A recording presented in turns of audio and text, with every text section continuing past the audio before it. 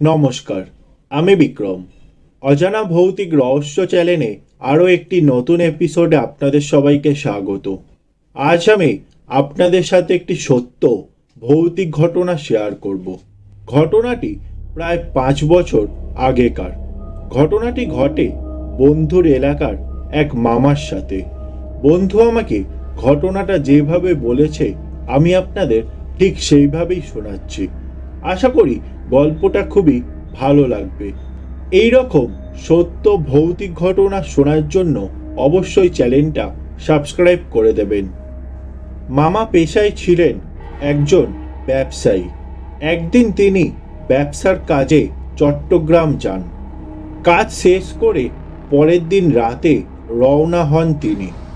তখন রাত 11:30 বাজে। তিনি ঢাকায় থাকতেন। তো গাড়ি চলছে। একসময় তিনি ঘুমিয়ে পড়েন। হঠাৎ বাসে ঝাঁকি খেয়ে ওনার ঘুম ভেঙে যায়। তখন রাত 2:10।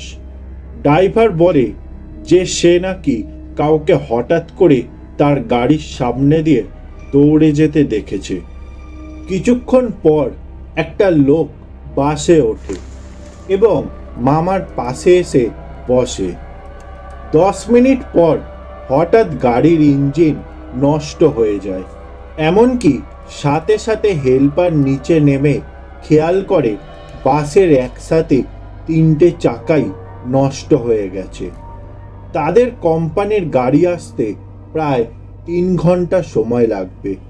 তাই তারা বাসে বসে অপেক্ষা করতে লাগলো। মামা বসে থাকতে থাকতে একটু বিরক্ত বোধ করায় নিচে নামলো। সাথে অনেকেই নামলো। তাদের ভাগ্য ভালো যে বাসটা যেখানে নষ্ট হয়েছে তার কাছেই একটা হোটেল ছিল। বাসের অনেকেই হোটেলে গেল, তাই তিনিও গেলেন। যে নাস্তা করলেন। নাস্তা সেরে সবাই গাড়িতে উঠে পড়ল, কিন্তু মামা উঠলেন না। তিনি একসময় খেয়াল করলেন বাসে তার পাশের সিটটায় যে লোকটা বসেছিল সেই লোকটা তার কাছে আসছে। লোকটা এসে বলল, ভাই, বাস আসতে তো অনেক দেরি, তো চলেন একটু হেঁটে আসি। মামা রাজি হলেন। ওনারা হাঁটতে হাঁটতে একটা ছোট রাস্তা দিয়ে সামনে এগোতে লাগলেন। লোকটার কথা মামা শুনে মজা পাচ্ছিল। এক সময় বাসের কথা ওনার মনেই নাকি ছিল না। প্রায় 40 মিনিট হাঁটার পর বাসের কথা মনে পড়ে। তিনি লোকটাকে আবার বাসের কাছে ফিরে যেতে বলেন। লোকটা বলে, একটু দাঁড়ান, আমি আসছি। মামা দেখলেন লোকটা একটা ছোট্ট ঝোপের মতো জায়গায় গেলেন।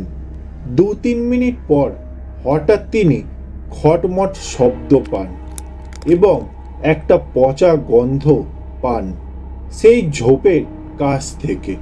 তিনি ঝোপের কাছে গিয়ে যা দেখলেন তাতে তিনি কেমনে ওইখানে টিকেছিলেন তা আজ পর্যন্ত মামা নাকি বিশ্বাস করতে পারেন না। তিনি দেখেন যে লোকটার পুরো শরীর পুজে ভরা এবং সে নিজেই নিজের হাত চিবায় চিবায় খাচ্ছে। মামা লোকটার এ দৃশ্য দেখে খুবই ভয় পেয়ে যান। লোকটার পুরো মুখ রক্ত মেখে আছে।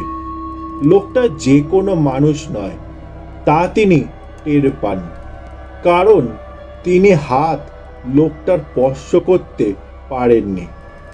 লোকটা তখন বলল, তুই কোথায় আছিস একবার ভালো করে দেখ তো। মামা যা দেখল তাতে তিনি পুরোই থ হয়ে গেল। মামা দেখলেন তিনি একটা বিশাল কবরস্থানের মাঝখানে, কিন্তু আসার সময় কোনো কবরস্থানই ছিল না সেখানে।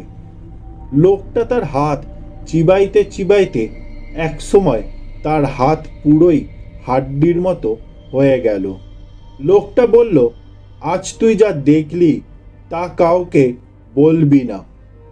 এক সময় লোকটা একটা কবর দেখিয়ে বলল, এই দেখ, ওইটা আমার কবর, এবং সে নাকি যে জায়গায় গাড়িটা নষ্ট হয়েছে সেই জায়গায় 8 দিন আগেই রাস্তা পার হতে গিয়ে বাসের চাপায় মারা যায়।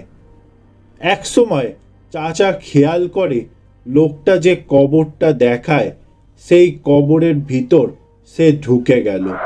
এত সব দৃশ্য মামা কতক্ষণ স্থির হয়ে দেখেছে তা তার মনে ছিল না। ওনার যখন হুঁশ হয় তখন তিনি প্রাণপণ দৌড়ে গাড়ির কাছে পৌঁছায়। ওনাকে হাঁপাতে দেখে বাকি যাত্রীরা কি হয়েছে জিজ্ঞাসা করলে তিনি তাদের কিছুই বলেননি, শুধু বলেন যে আমার পাশে কি কাউকে বসতে দেখেছেন এবং আমার সাথে কাউকে কোথাও যেতে দেখেছেন। তারা বলল তার পাশে এখনো পর্যন্ত কেউ বসেনি। আরেকজন বলল মামাকে একা নাকি হাঁটতে যেতে দেখেছেন। মিনিট 15 পর গাড়ি চলে এবং তিনি বাড়ি পৌঁছে ঘটনাটি সবার সাথে শেয়ার করেন। আজ মামা পয়সা নাই। 2.5 বছর হলো তিনি রোড অ্যাক্সিডেন্টে মারা গেছেন। ওনার পরিবারের অনেকেই বিশ্বাস করেন যে লোকটা ওনাকে সেই রাতের কথা বলতে নিষেধ করেছিল, কিন্তু মামা তা পরিবারের সবাইকে বলায় ওনার মৃত্যু হয়েছে। এই ছিল আজকের সত্য ভৌতিক ঘটনা।